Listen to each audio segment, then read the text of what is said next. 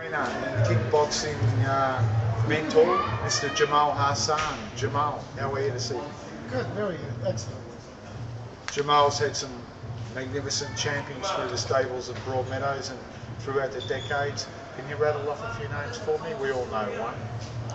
Yeah, at the past we had a lot of world champions from Broadmeadows from my club, which is Gürkan Özkan, Barış Nazif and Tibet Hamza. Now I think newcomers is taking over, always this happens.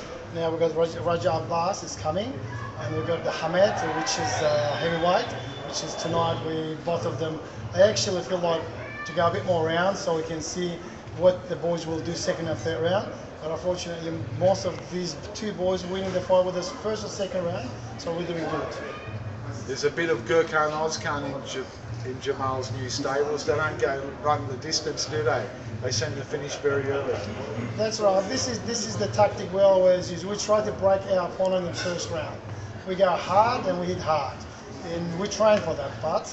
And once we break their hearts down, then we know what to do after that. So if they last first round, definitely second or third round they're going to go down.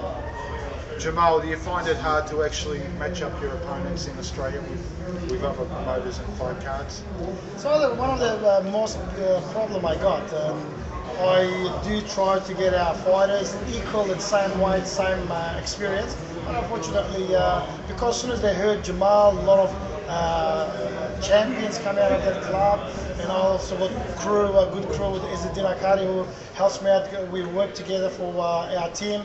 And when people heard of club from Jemal's and Ezza's, people backed out, and then we have to get someone who has more experience. But again, result always our way, and because we're trying our boys hard. Example, Brock, one of my son who wants to fight, he's looking for a fight for last, how long? It's been 8 months now. And we can't get him a fight because he's good in Taekwondo and he's good in kickboxing, but he hasn't got no kickboxing fight. And we asking anybody got up to 10 fights, we will fight for first fight.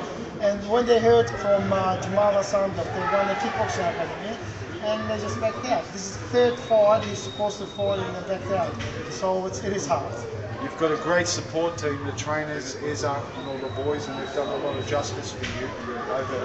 How long have you been with Ezza in the training team?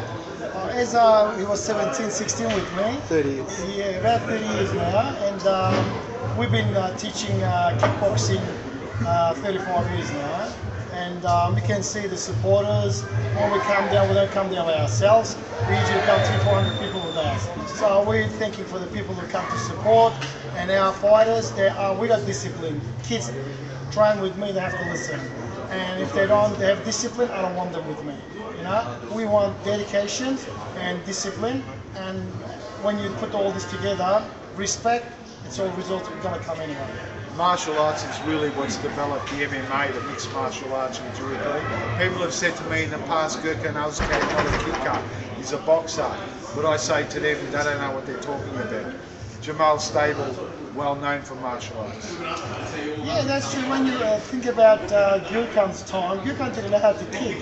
And he couldn't even lift his legs up more than 1 meter. But with his punches, no one was able to get close to him. And he never went there for boxing. He just come through us up to Avene Campbellfield VIC.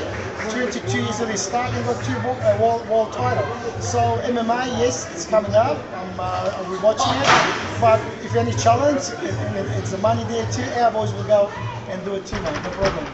There you go. You heard it from the horse's mouth. You is MMA. Jemal's boys are ready to rock and roll. And can we grab the young champion in, please? The boys here, they've had a victory tonight, and can you tell me a bit about that and your opponent? It's always good to have a victory, always good to have a win. I mean, once you're training with champions and the rest, you have to come try and put up a good fight, give it all to him. It's a good night, it's a win.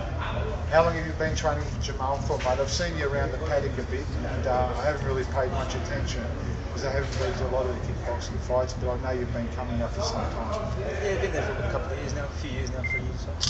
You're pretty much undefeated, aren't you? You haven't had many losses. Oh, just 1 loss. Who was the loss against? Michael Ball. Jemal, Michael Ball. Yeah, mate, that was a long time ago. That passed now. Now, that was the time he was crawling. Now he's standing and running. It's now. I remember Boris Nazif here, second fights. He lost his second fights, and after 30, 40 fights, he never lost any fight, and he won a couple of world champions until he fought the Zambiris, and that was unlucky because we didn't expect that the Zambiris come up that strong. We didn't prepare for that. But like I said, Raja ready to anybody who believe can match him up. We're ready. I believe Barish, one of the best kickers in the business, the best kick I've ever seen. Where did he get that kick from? I think I can tell. We train Taekwondo. Taekwondo is our main martial art, and from there, listen, last 2008 Beijing, I sent Olympians there, and I'm Olympic coach too. I took a lot of boys to the World Championships, and national coach for Taekwondo, and national coach for the kickboxing, and national coach for the kickboxing in Turkey too.